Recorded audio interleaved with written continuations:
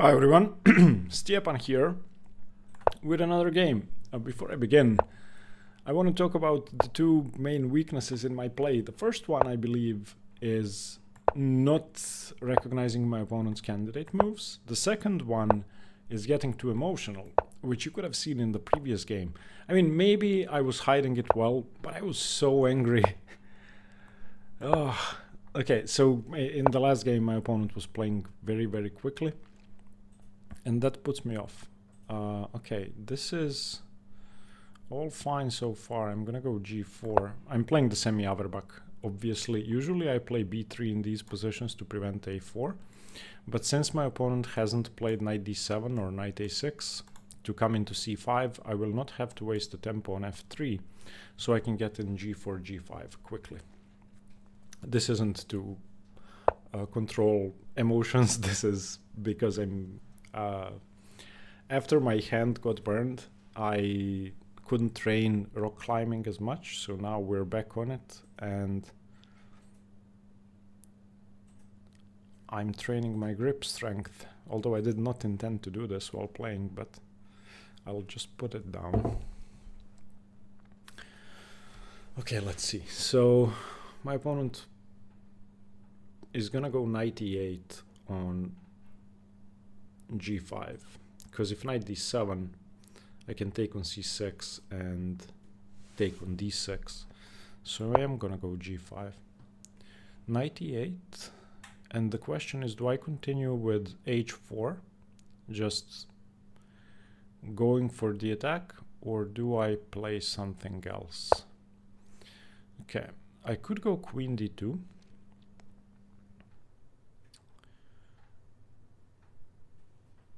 but then on f5, f3, my g-pawn is hanging, so I'm gonna go h4 first.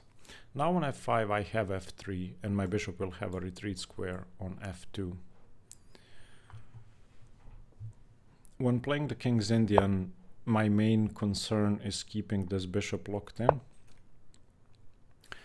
So I try to keep a pawn on g5 to make sure my opponent's bishop never gets fully active, and that's why I had to play h4, because if I had gone queen d2, for example, then my opponent could have interesting, taking in c6. So I mean, I could take with the queen and develop with tempo, because bishop e6 isn't possible. So let's say queen takes d5, king h8,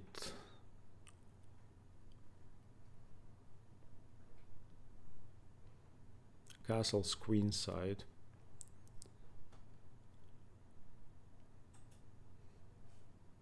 it's either knight takes or queen takes. I'm never taking with a pawn, but I feel like taking with the queen is a bit more precise, although pawn takes prevents knight c6, so there's benefits to that as well, or sorry, cd, but it does allow b5 in some cases.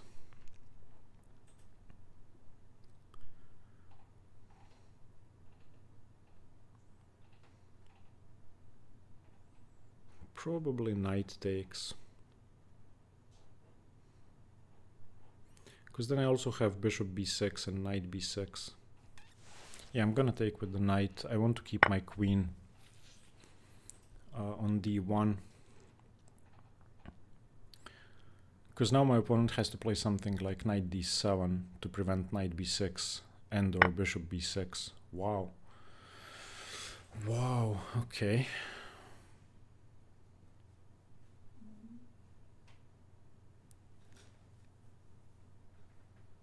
So knight b6, there is rook a6. On bishop b6, there's queen d7. So I'm guessing I should just recapture, unless knight b6 or bishop b6 is good now.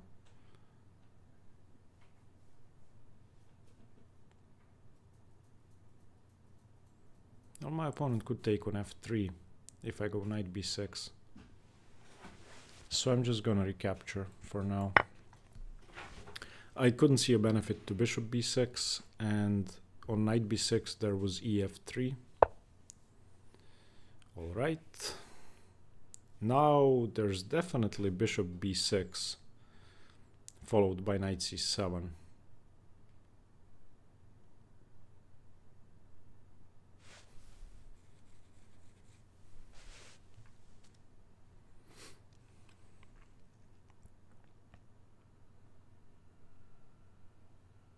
If my opponent's knight moves.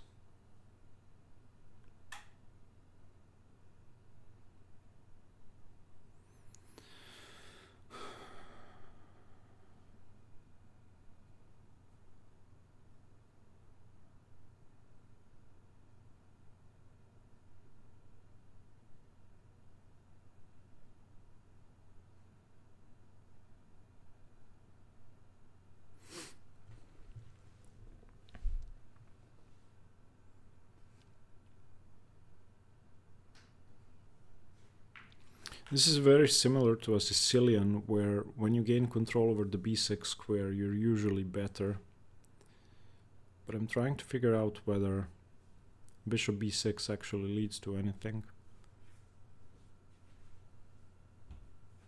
I'm not sure it does, because my opponent's covering the c7 square. So maybe just knight f3.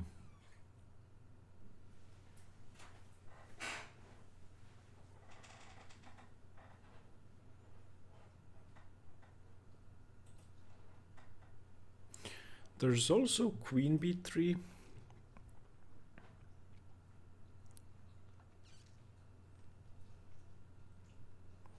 But I'm not sure that does much. There's also h5.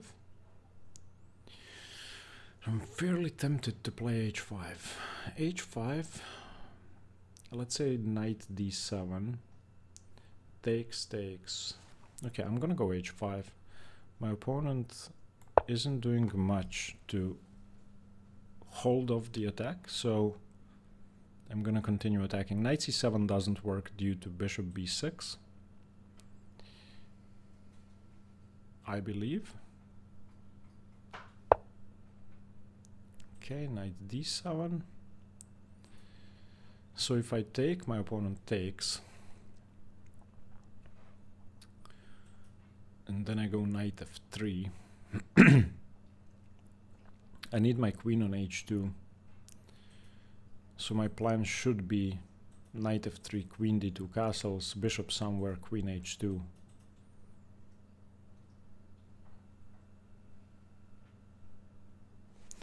Okay, I'm gonna start with knight f3.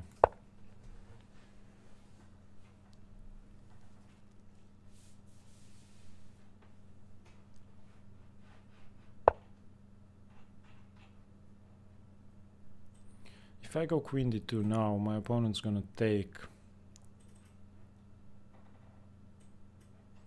And I have to take with the c pawn. And then there could be bishop g4.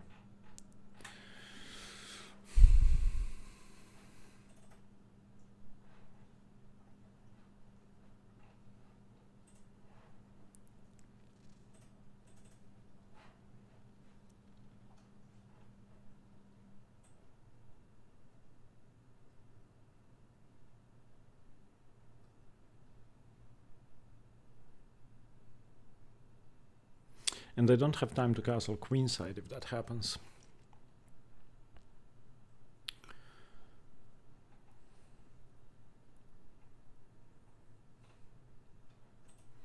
I could, however, go queen d3.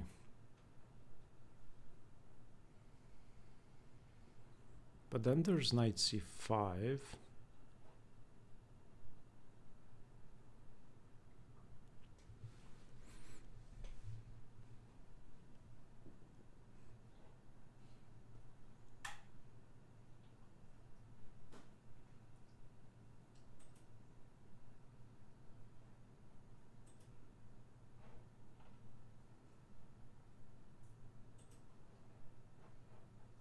So queen d2, knight d5, cd5, bishop g4.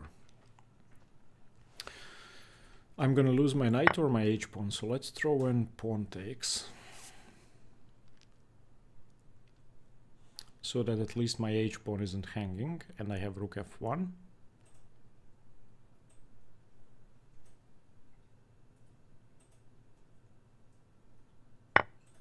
Okay, now queen d2, knight d5, cd5, bishop g4. Do I have rook f1?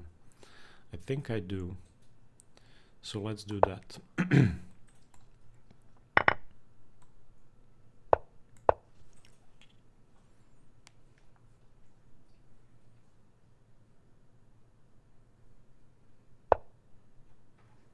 Okay, standard. Very standard. What does my opponent do against queen b4 though?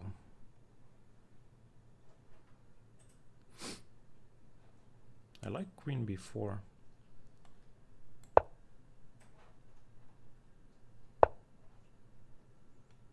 Okay.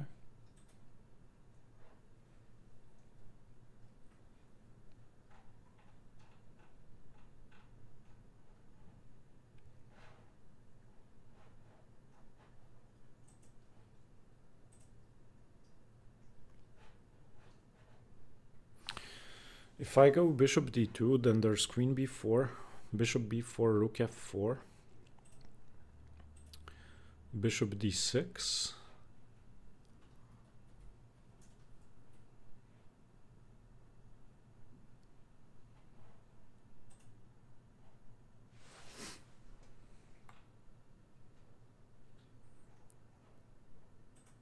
I could also go knight d2, so that seems reasonable.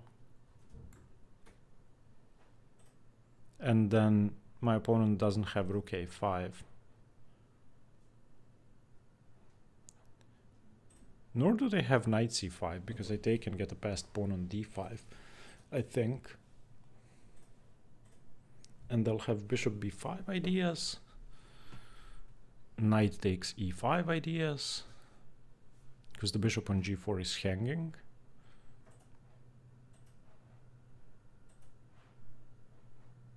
And my opponent's bishop on g7 is still kind of stuck. So the only question is, what do I do on rook f4? Rook f4, knight d2.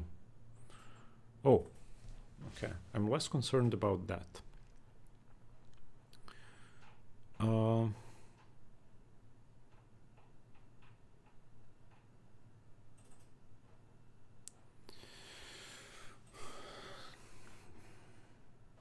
Yeah, I'm taking that knight off. And I was thinking I can castle queenside.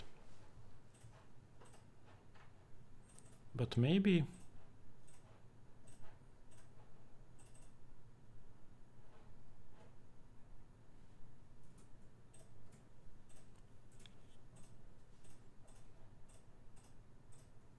Because in castle's queenside, knight d rook f4, I don't really have an answer to rook f4.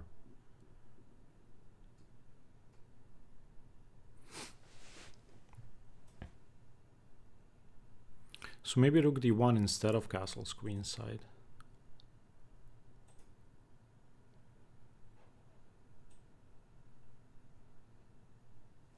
Yeah, I'm gonna go rook d1 instead of castling. Because now on rook f4 I have knight d2. And my bishop isn't hanging.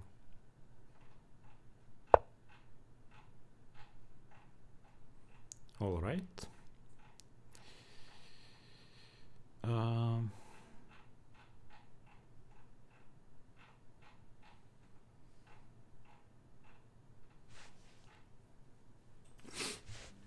So knight d2. I need to liberate my bishop, that much is clear. So knight d2 seems like a good move.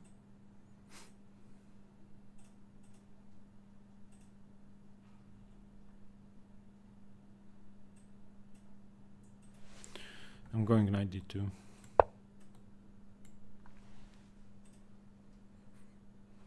My opponent has to trade, probably.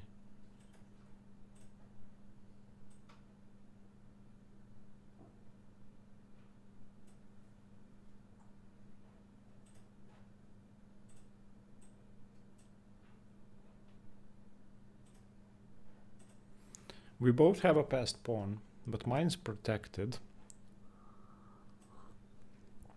And if I can hold on to the knight that's defending e4, and if rook f4 is prevented, it's not for now, then I think I have more play.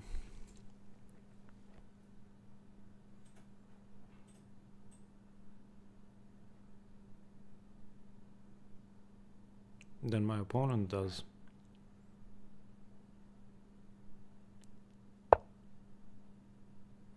Well, that just hangs the bishop, so I'll just take.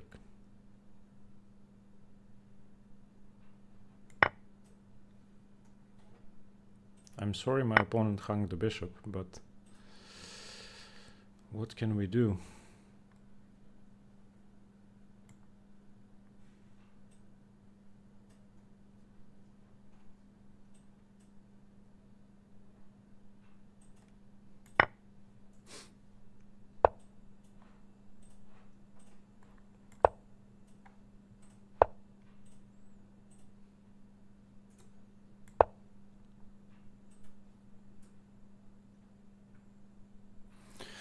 Yeah, I mean, this is unfortunate for my opponent. They should not have hung the bishop.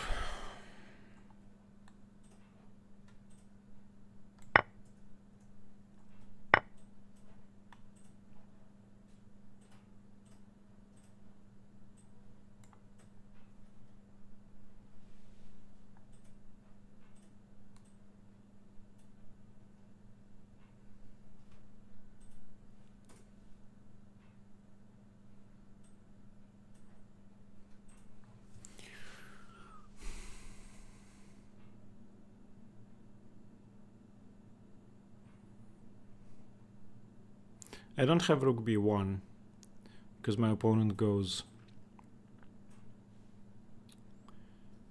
rook c8, so I have to play d7 first to prevent rook c8.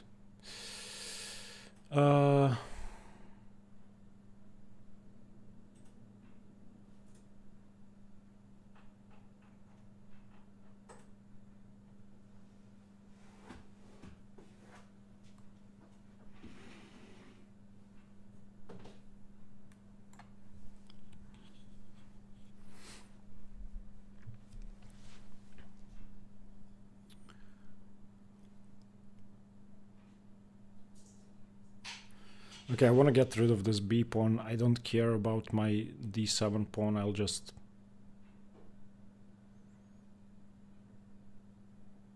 play rook b8, I think.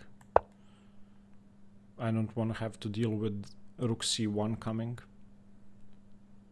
It all feels safe if I get rid of the b2 pawn.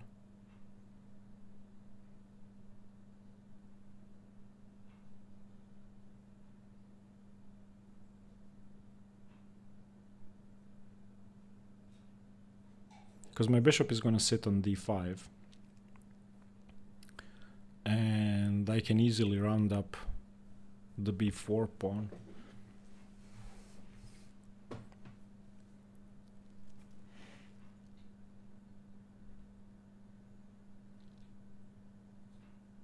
Yeah, that seems to be the end of counterplay.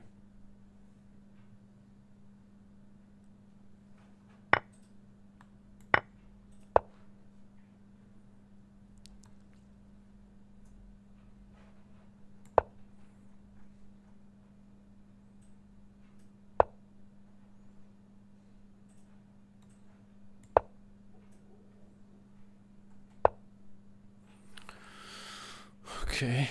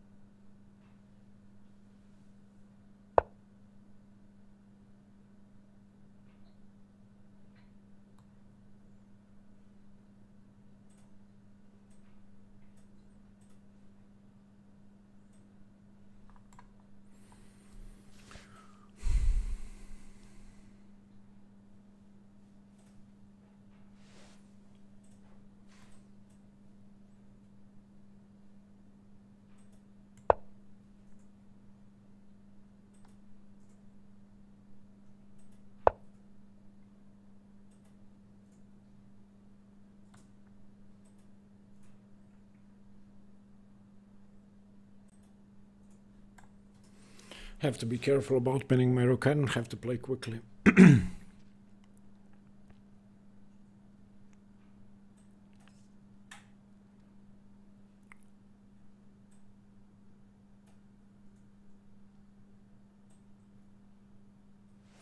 Okay, knight d5, that's safe.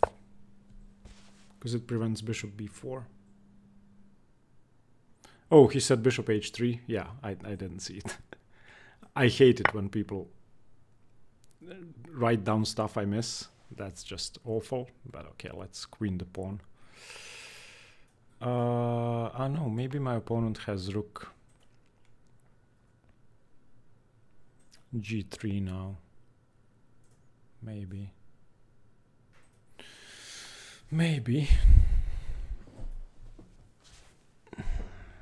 Let's play slowly. I don't have to rush. I missed bishop h3. And I almost missed rook g3 now. But I can go a4, rook g3, rook a2. And I just march my pawn down the board. That seems to work. Because my knight is covering b4. There are no checks.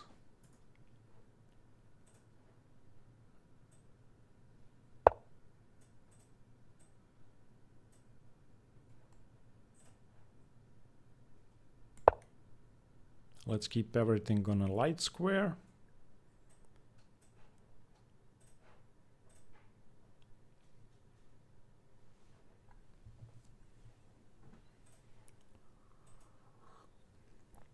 Now there's no rook g3, rook a3. I don't see my opponent stopping this pawn without committing the king to the corner.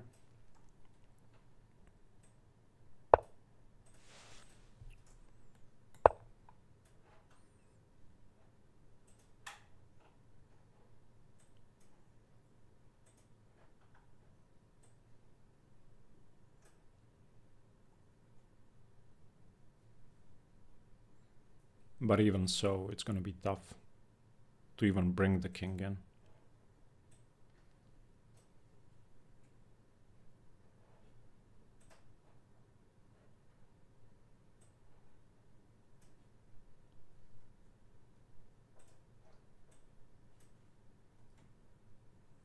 Yeah, but please don't write down the moves your opponent has missed. Please don't do that. That's extremely impolite.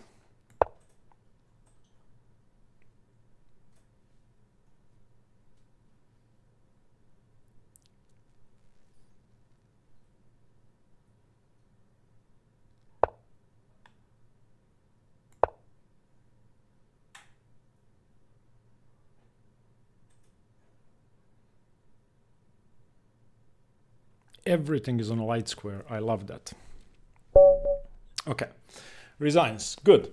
Yeah, I missed bishop h3, but what can you do? If you're looking for a more effective way to learn openings, try out Chessbook. It's a great tool for studying openings. It's very easy to use. It focuses on moves that people actually play. It explains the plans in certain positions, and it's going to highlight the mistakes you made in your games. So once you connect your Lichess and chess.com accounts, it's going to focus on the mistakes you actually make. So you're going to be able to work on what matters most. You can import your repertoire either by hand or by, you know, importing a PGN. So that's easy. Let's say save my progress. And you can then practice those moves. So if you go to, let's say, your black repertoire, you can see that mine is 89% complete. You can press import and you can use any of the PGNs I've prepared. You can find a bunch of them in the link description, in the description below. So import the repertoire and then you can start practicing it. So for example, if we go d4, d5, you can also have a bunch of pre-made repertoires from this position, and some of them are mine. I have created a Queen's Gambit declined opening repertoire for black, so you can start with that. I have created an e4, e5 full repertoire for black, and I have created the London system repertoire for white, and you can access them through Chessbook easily. So once again, once you connect your Lichess and chess.com accounts, you're going to be able to correct your opening mistakes. So for example, in this case, I play h6 in the tile, and let's see what mistake I'd made. So in this position, you played e6, play the correct move on the board. Wait, what's the move? I think I should go bishop e4. No? And here, this is a good example. I don't know. I don't know. Show me the answer. Queen e6 check. Yes. Okay. Damn. So you see what I'm talking about. I made the mistake in the game, and then once again, when I was reviewing it on Chessbook, I didn't know what to do. You can also practice all the moves in your repertoire, which is obviously one of the most useful things you can do. You can play through model games in your openings. You're going to get served games daily, and you can view performance by opening, which will be there once you complete your repertoire. Check out Chessbook by following the link in the description below. It's only $8 a month, even less if you pay yearly, and I hope you like it. Let's see if you guys... Oh, bro missed the pin. Okay. Yeah. Unfortunately, I missed bishop h3, but what can you do? Okay, so let's see. The king's Indian. So far, it's pretty standard, and the most annoying move is knight a6, but a5 is fine, g4, and then knight a6 is the move. You want to play knight c5 quickly. People don't play g5. Why not? Well, yeah, okay, h4 or g5, it's fine. Wait, knight d7 was good? Doesn't knight d7 lose a pawn?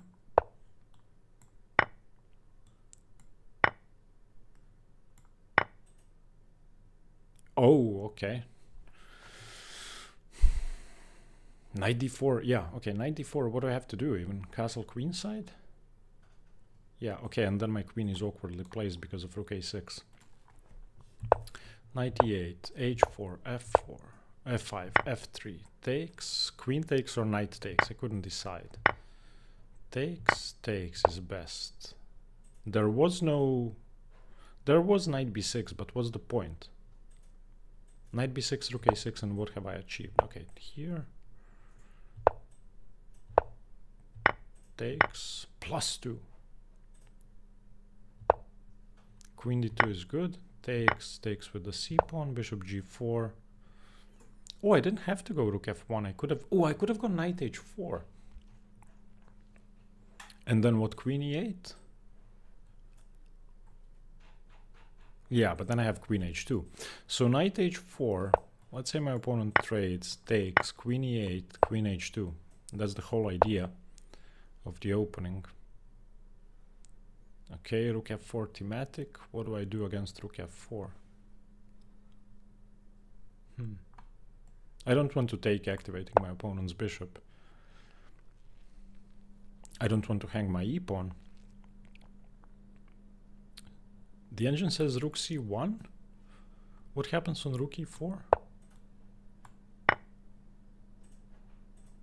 Oh, okay. Okay, but I played rook f1, losing my advantage, and I played it instantly. Queen b4, and after knight c5 my opponent was equal. Wow. And I don't take that. Bishop d2 equal. Queen b4. Okay. Rook d1 equal endgame. Yeah, okay.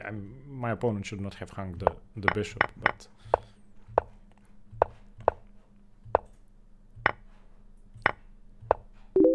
wait, I had rook b1? Rook b1, I was afraid of rook c8. d7, yeah, okay, there's d7, I shouldn't have been afraid. Okay, I mean, my opponent hung the bishop. Other than that,